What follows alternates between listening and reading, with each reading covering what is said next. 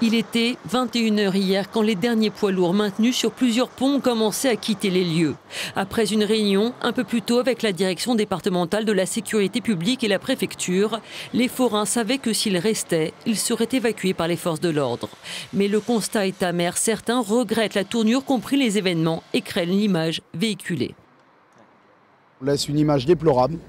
Parce que notre vie, nous, c'est pas ça. On n'a jamais voulu ça. On a des débordements. C'est des images de guerre. Ça va pas du tout. Parce qu'on va finir par s'affronter. Il va finir par y avoir des blessés. De part et d'autre, ça a peu d'importance. J'espère qu'il ne faut pas qu'on en arrive là. On a des jeunes qui sont un peu turbulents. Dès demain, on va attaquer le combat sous une uniforme. Surtout pour pas que ça se reproduise, ça. On va l'attaquer sous une uniforme. Bon, on en a plein des formes. On peut tourner en rond pendant 12 heures par 12. On va faire des équipes. On va tourner. On va pas être stupide, hein, mais on peut tourner. Alors on va embêter encore les Rouennais, mais sous une autre forme. Les forains entendent donc poursuivre un combat plus pacifiste, mais ils ne baisseront pas les bras et comptent se mobiliser pendant plusieurs semaines. Seulement, cette mobilisation rouennaise représente tout un symbole pour les forains de France et d'Europe. Dans plusieurs villes, des rassemblements ont donc eu lieu hier en soutien aux forains rouennais. Ils pourraient venir dès lundi prochain à Rouen.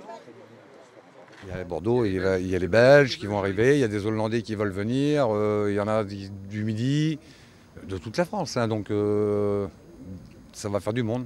Beaucoup de monde. Ça va faire du bruit pour la semaine prochaine. Pas de la même manière qu'aujourd'hui. Non, peut-être plus pire, mais malheureusement. Les forces de l'ordre se sont ensuite déployées près des ponts et des entrées de ville pour dissuader les forains de revenir et assurer ainsi aux Rouennais une circulation fluide ce matin.